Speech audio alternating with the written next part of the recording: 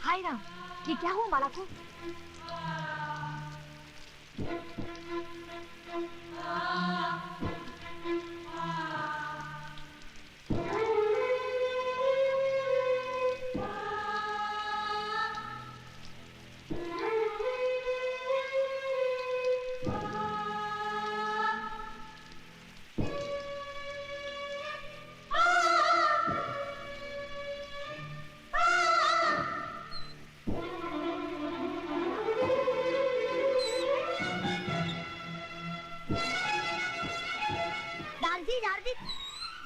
दारजी, देखो माला दीदी को क्या हो गया?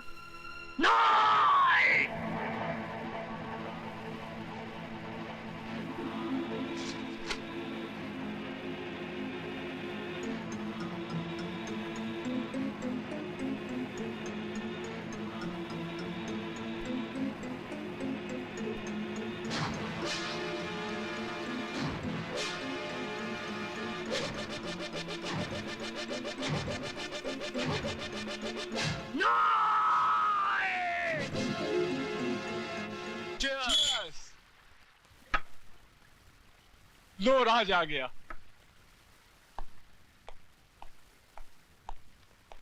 राज, आज बहुत देर कर दी, कहाँ रह गया था? हिसाब बराबर करने में जरा वक्त लग गया। हिसाब? कैसा हिसाब? तुम शायद भूल गए, प्रकाश की शादी में एक लड़की ने मेरे मुंह पर तमाचा मारा था। हाँ तो? आज मैंने उसके मुंह पर ऐसा तमाचा मारा है कि अब वो जिंदगी भर सर उठाकर जी नहीं सकेगी। हरामजादे!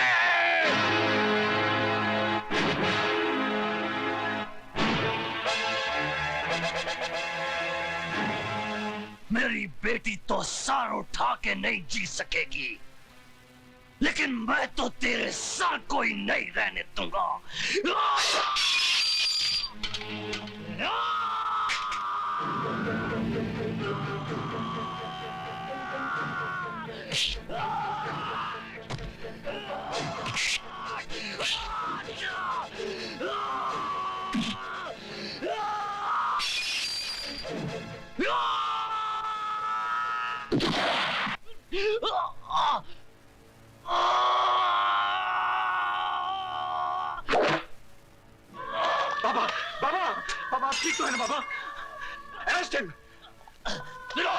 छोड़ दे मुझे। मैं इस हरामजादे को जिंदा नहीं छोड़ूंगा। इसने हमारी माला इसको इसके किए की सजा मिलेगी बाबा, इसको इसके किए की सजा मिलेगी।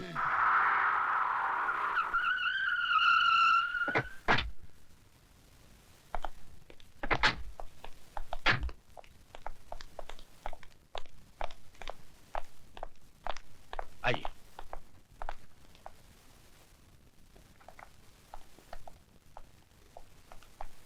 मैं हूं एडवोकेट वाघमारे और आप हैं राय बहादुर दीवानचंद।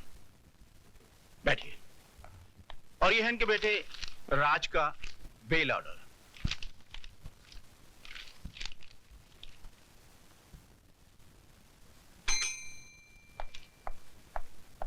Yes sir. 324 वाले को ले आओ। Okay sir. ए, चलो, साहब ने तुमको बुलाया। आइए राज साहब, आइए बैठिए।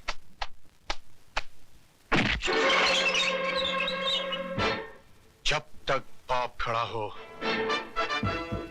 बेटे को नहीं बैठना चाहिए। लेकिन इनके बाप तो ये हैं और ये बैठे हुए हैं।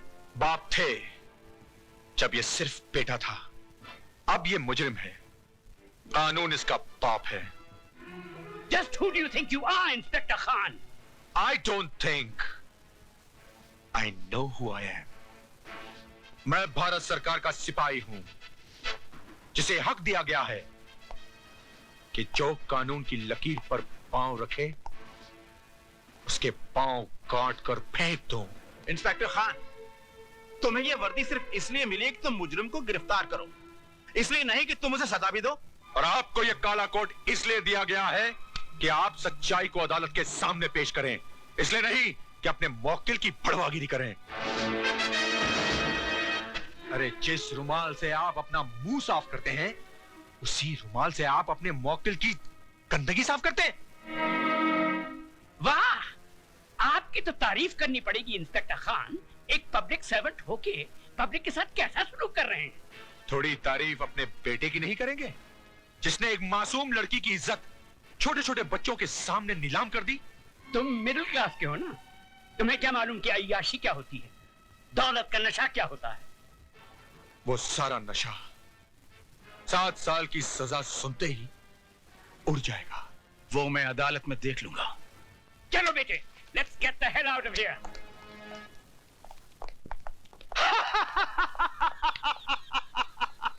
राय बहादुर उस चीज का इस्तेमाल कभी नहीं करता है जिस पे एक भी दाग लग गया हो तो उठा के फेंक दो अपने बेटे को। इस पे भी तो दाग लग गया है, फेंक दो।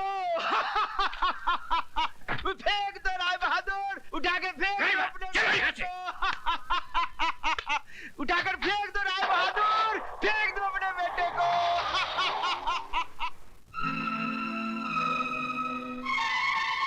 राय बहादुर उस चीज का इस्तेमाल कभी नहीं करता है जिस पे एक भी दाग लग गया हो तो उठा के फेंक दो अपने बेटे को। इस पे भी तो दाग लग गया है। अरे जिस रुमाल से आप अपना मुंह साफ करते हैं, उसी रुमाल से आप अपने मौकिल की गंदगी साफ करते हैं।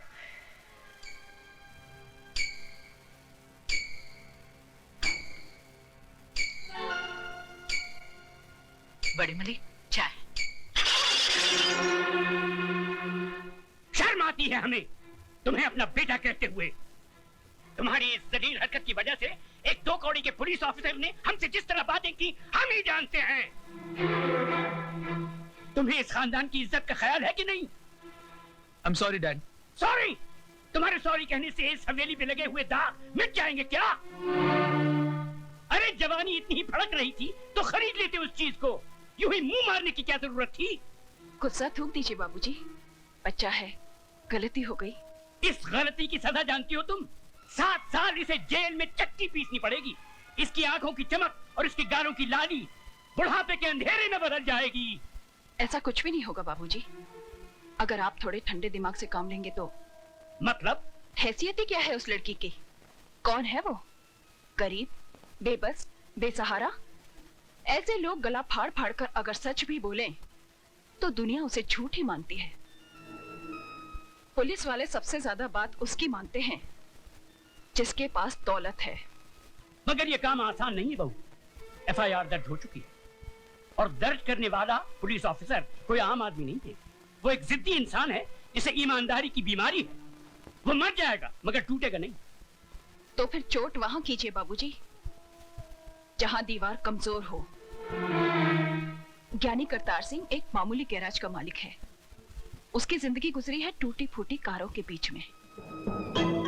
चमकती कार में सवार होकर जाइए और उसके कालिख लगे हाथों पर चंद चांदी के सिक्के रख दीजिए। 2 मिनट में उसकी आंखें चुंधिया जाएंगी।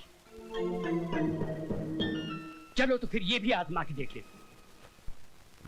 ज्ञानी जी, इंसान गलतियों का पुतला है। गलती ना करे तो वो भगवान बन जाए। एक गलती मेरे बेटे से हुई है और वो भी जवानी के जोश में। जवानी के जोश में हुई हो या दौलत के नशे में, गलती तो गलती होती है और हर गलती की एक सजा है जो इस मुल्क का कानून अदालत में सुनाता है। तो खानदानों की बातें अदालत तक जाएं, हमारी और आपकी पगड़ी बाजार में उछाली जाए। हमारी पगड़ी तो आपके बेटे ने उछाल दी, अब आपकी पगड़ी की बारी है।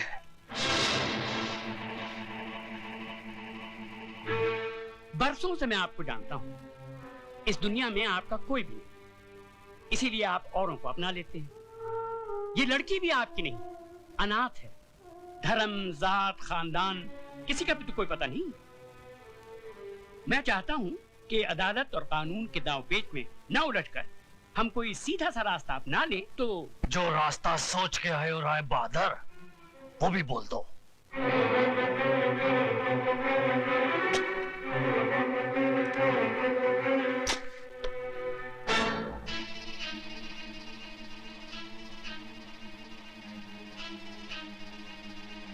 ये 2 लाख रुपए हैं। उस लड़की ने इतनी बड़ी रकम देखना तो दूर सोचा भी नहीं होगा। ये आप उसे दे दीजिए, वो इस शहर से कहीं दूर जाकर एक नई जिंदगी शुरू कर सकती है।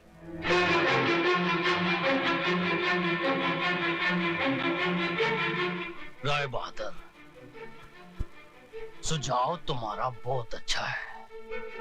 जरा 1 मिनट यहीं ठहरना, जाना नहीं। 1 मिनट। हाँ,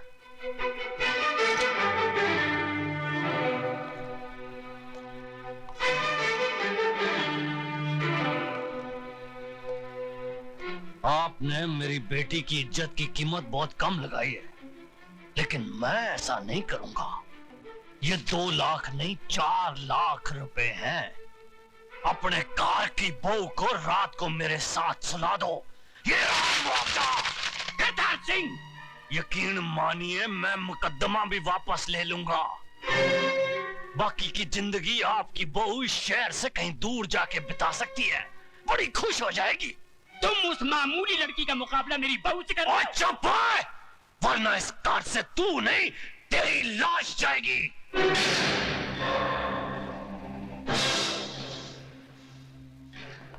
वो दौलत का जिन्ना जोर लगाना लगा ले। जेल की चक्की ना पिसवा दी ना तेरे बेटे को, तो मेरा नाम सरदार करतार सिंह नहीं। फुटे चक देना तुहाडे सबदे।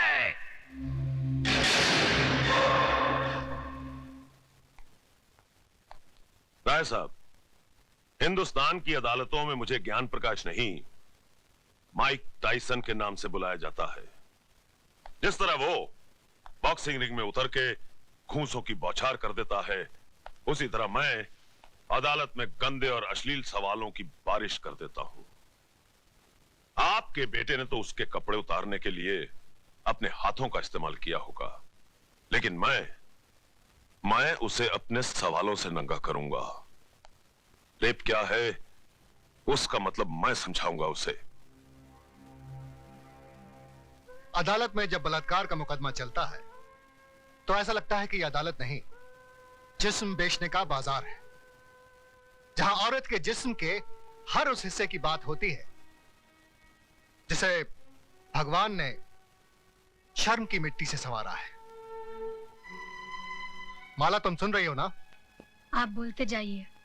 जानती हो कैसे कैसे सवाल पूछे जाएंगे? जब तुम्हारा बलात्कार हो रहा था तो तुम्हारी साड़ी कहां थी? जांघों के ऊपर या जांघों के नीचे? ब्लाउज कहां था? बदन पे था या उतार लिया गया था? रेप करने वाले के हाथ तुम्हारी जांघों पर थे या तुम्हारे स्तन पर? चुप कर वकीला, चुप कर। अगर मेरी बेटी से ऐसे गंदे गंदे सवाल पूछे जाएंगे तो नहीं चाहिए मुझे इंसाफ। लेकिन मुझे चाहिए इंसाफ। क्या पूछेगा वो वकील? यही ना कि उस लड़के का हाथ कहाँ था, जांघों पर या छाती पर? छाती क्या होती है वो मैं उसे बताऊंगी। यह है छाती, जिसका दूध पीकर हर मर्द की छाती चौड़ी होती है। इसे कहते हैं स्तन। अगर अपनी माँ का दूध पीते वक्त ठीक से न देख सका हो तो मैं उसे दिखाती हूँ। मैं औरत हूँ और मुझे फक्र है कि मैं वो काम कर सकती हूँ जो दुनिया का कोई भी मर्द नहीं कर सकता। अपने जिस्म में एक नए इंसान को जन्म दे सकती हूँ। अपनी छाती का दूध पिलाकर उसे बड़ा कर सकती हूँ, जो आगे चलकर राम या रहीम बनेगा। शाबाश माला, शाबाश। अगर हिंदुस्तान की हर औरत तुम्हारी तरह बेखौफ हो जाए तो इस समाज में औरत को वही दर्जा मिलेगा जो उसे मिलना चाहिए। शाबाश।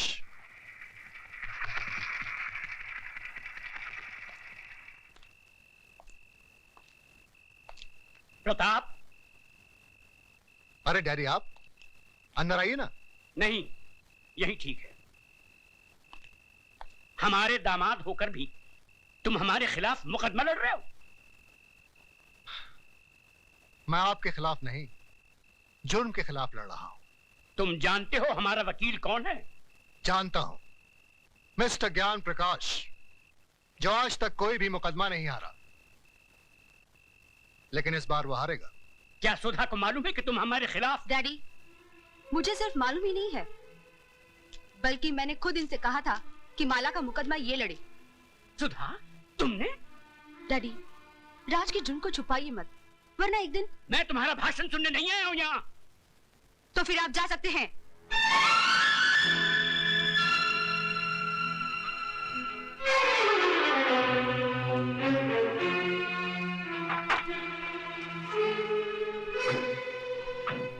माय लॉर्ड, आज इस अदालत में एक बलात्कार का मुकदमा आया है।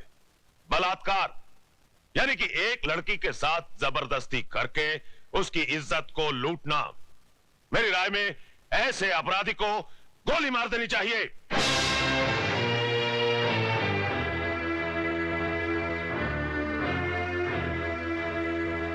अगर एक लड़की अपनी मर्जी से एक लड़के के साथ हम बिस्तर होती है और उसके बाद अपने कपड़े खुद ही फाड़ती है, अपने बाल बिखेरती है और अपने ही नाखूनों से अपने बदन पे निशान लगाकर चिल्लाती है, बचाओ बचाओ मेरा बलात्कार हो गया, तो क्या अदालत मान लेगी? I object your honour. मेरे फाजिल दोस्त मिस्टर ज्ञान प्रकाश एफआईआर में दर्ज रिपोर्ट को झूठा कह रहे हैं। झूठी रिपोर्ट को झूठा कहना गलत नहीं है वकील साहब। रिपोर्ट लिखी किस पुलिस अफसर ने थी माय लॉर्ड? उस पुलिस अफसर ने जो सरदार करतार सिंह के कर्ज तले दबा है और बचपन में एक चोर था। इंस्पेक्टर खान, क्या ये सच है? माय लॉर्ड, दरअसल आप सिर्फ हाँ या ना में जवाब दीजिए। ये सच है। That's all your honor। जिस इमारत की नींव ही खोखली हो, उस इमारत का अंजाम क्या होगा? आगाज हुआ ही नहीं और आप अंजाम तक पहुंच गए वकील साहब।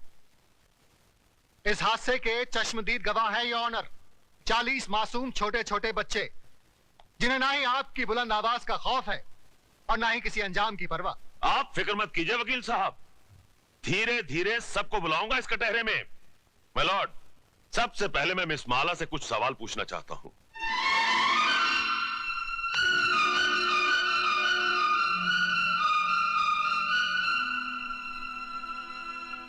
मिस माला, आपका यह कहना है कि मेरे मुवक्किल मिस्टर राज ने आपके साथ बलात्कार किया, लेकिन मेरा यह कहना है कि आप अपनी मर्जी से उनके साथ हम बिस्तर हुई और उसके बाद उन्हें बदनाम करने के लिए आपने उन पे इल्जाम लगाया कि उन्होंने जबरदस्ती आपकी ऐसा धंधा आपके खानदान की लड़कियां करती होंगी, मैं नहीं करती। You bloody! खबरदार, जो एक भी लफ्ज गलत बोला तो आपको शर्म नहीं आती अपनी बेटी जैसी लड़की से ऐसी बात कहते हुए? मिस माला, ये मंदिर नहीं जहां पर वचन किया जाए, ये अदालत है जिसमें एक मासूम की जिंदगी का फैसला होने वाला है।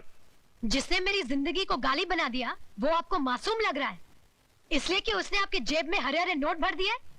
अगर नोटों के लिए ऐसे ही अपने जमीर को बेचते रहे तो एक दिन इसी कटहरे में मेरी जगह आपकी बेटी खड़ी होगी, जो ऐसे किसी रईस के बेटे की हवस की शिकार हुई होगी। उस दिन न तो ये नोट आपके काम आएंगे और न ही आपकी आवाज गले से बाहर निकलेगी। गुनहगार को सजा दिलवाने के बजाय आप उसकी तरफदारी कर रहे हैं। तुम जैसे वकीलों को तो जन्म देकर तुम्हारी माँ भी पछता रही होगी। Order order. आप क्या ऑर्डर किए जा रहे हैं? क्या आप सबका जमीर मर गया है? ये वही हिंदुस्तान है जहाँ औरतों को पूजा जाता था, कभी सीता के रूप में तो कभी सावित्री के रूप में।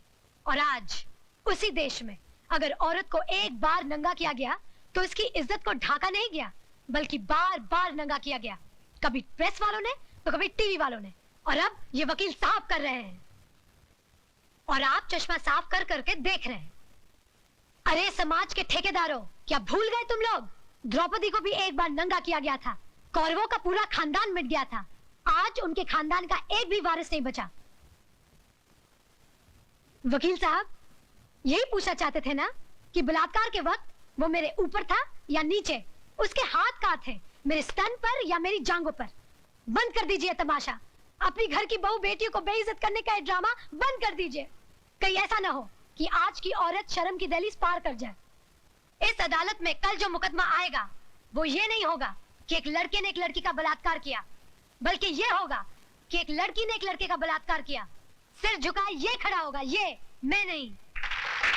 Order order. The court is adjourned. Milord, पिछले 30 सालों से मिस्टर ज्ञान प्रकाश इंसाफ के इस मंदिर की चौखट पर अपना माथा टेकते आए हैं, इस देवी के चरणों में श्रद्धा के फूल चढ़ाते आए हैं, क्योंकि ये अब तक हर मुकदमा जीतते आए हैं। लेकिन आज जब पहली बार इन्हें शिकस्त की हल्की सी झलक दिखाई दी तो ये बौखला गए। इंसाफ के इस मंदिर से इनका विश्वास उठ गया, इस देवी में इनकी श्रद्धा टूट गई और इन्होंने अपने हाथों में इंसाफ के तराजू की जगह दौलत की तलवार उठा ली। मेरी मुवक्किल माला को इस दुनिया से उठाने का फैसला कर लिया, उस पर कातिलाना हमला करवाया। अगर यकीन नहीं आता मिलॉर्ड तो आप खुद ही देख लीजिए माला के जिस्म पर पड़े हुए जख्मों के ये निशान। मैं अपने फाजिल दोस्त से यह पूछना चाहूंगा कि अगर इस मुकदमे का फैसला अदालत के बाहर ही करना था तो इस अदालत में आने का ढोंग क्यों रचाया जा रहा है? जब इन मासूम बच्चों के बयान के बगैर इस मुकदमे को अंजाम तक पहुंचाया जा सकता है तो फिर इन्हें क्यों बुलाया गया है? अगर ताकतवर अपनी ताकत के जोर पर ही मुकदमे का फैसला करवा सकता है तो यह अदालत क्यों बनाई गई है? अगर गरीब और बेबस को इंसाफ नहीं दिया जा सकता तो बंद कर दीजिए यह अदालत। रुक जाइए जज साहब, आप अपना फैसला सुनाएं, इससे पहले मैं आपसे एक सवाल पूछना चाहती हूँ। पूछो। अगर मुकदमा ये वकील साहब जीत गए तो इन्हें ढेर सारे नोट मिलेंगे और इनका मौकिल छूट जाएगा, और अगर ये वकील साहब जीत गए तो इस आदमी को 7 साल की सजा हो जाएगी। दोनों ही सूरतों में मुझे क्या मिला? कानून ने मेरे साथ क्या इंसाफ किया?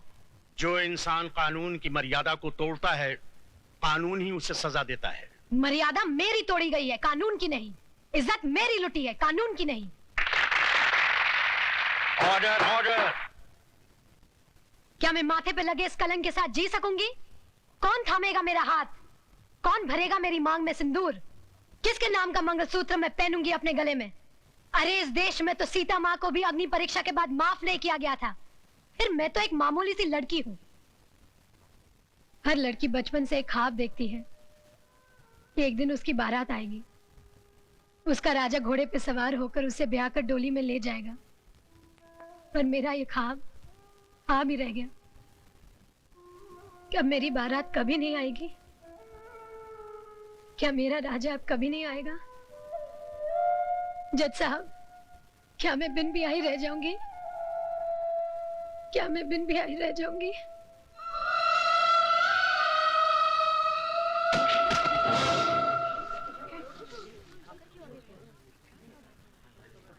हाँ, अपने आप को दादा कहते हैं।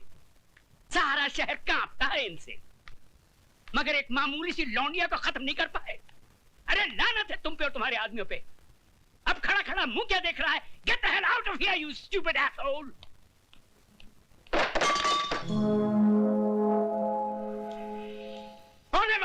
सामने आओ वरना गोली मार दूंगा।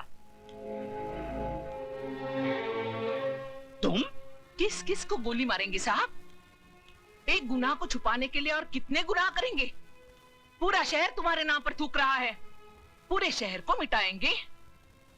साहब, इंसान ही बने रहना, भगवान बनने की कोशिश मत करना, वरना वो ऐसा मिटा देगा कि ना तुम जी सकोगे ना ही मर सकोगे। तुम्हारी ये मजाल कि हमारे सामने जबान खोलो। 40 साल लगे साहब, 40 साल, तब जाके जबान खुली है। पैसों से बहुत बड़े हो गए, लेकिन इंसान छोटे रह गए। कौशल्या,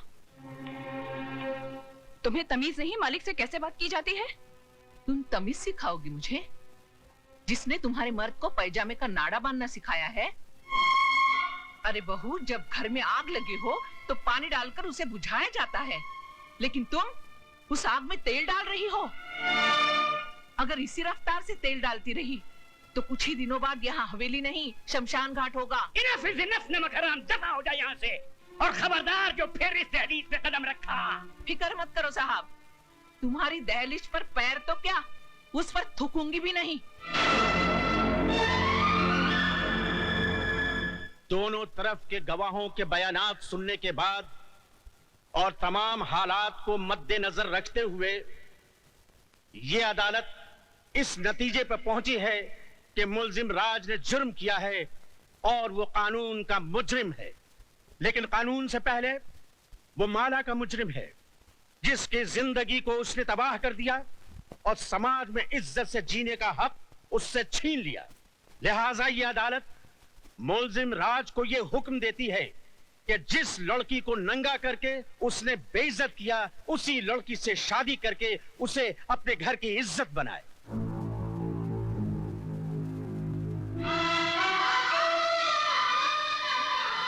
चौबीस घंटे के अंदर अंदर अदालत के इस फैसले की तामील की जाए।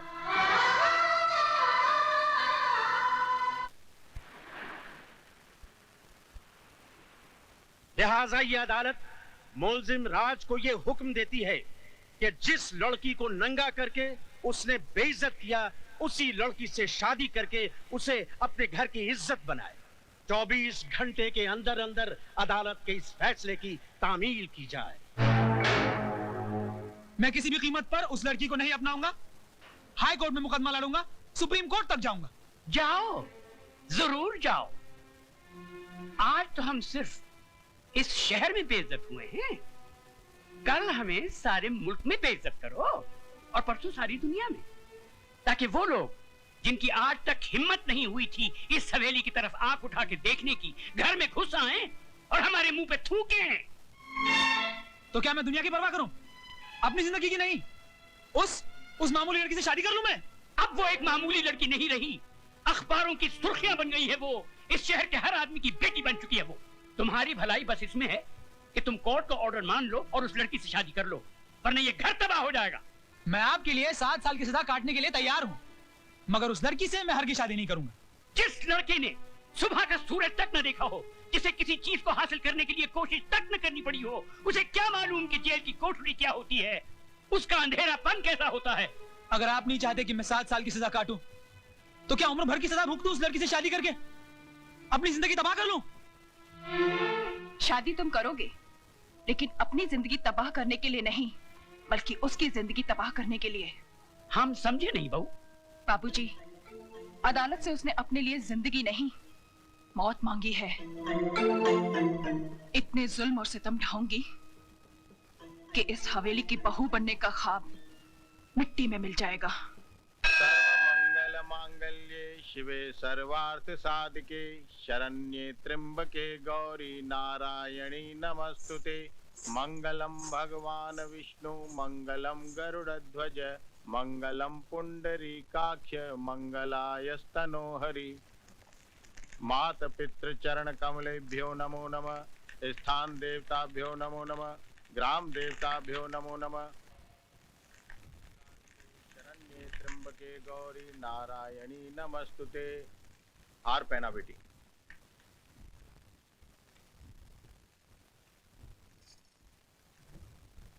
अपनी पत्नी की मांग भरो।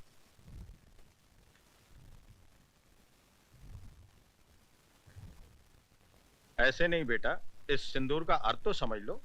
तुमने एक बार अपनी पत्नी की मांग में सिंदूर भर दिया तो तुम्हारे जीते जी ये सिंदूर कभी नहीं मिटेगा।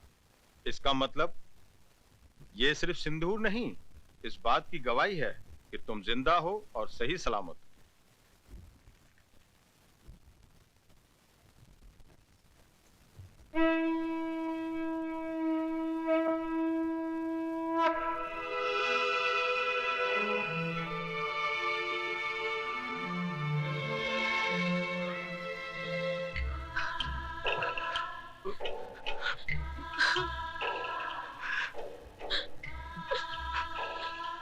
जा बेटी जा। मैं वाहिगुरु से झोली फैला के तेरी खुशियों की भीख मांग लूंगा। जा।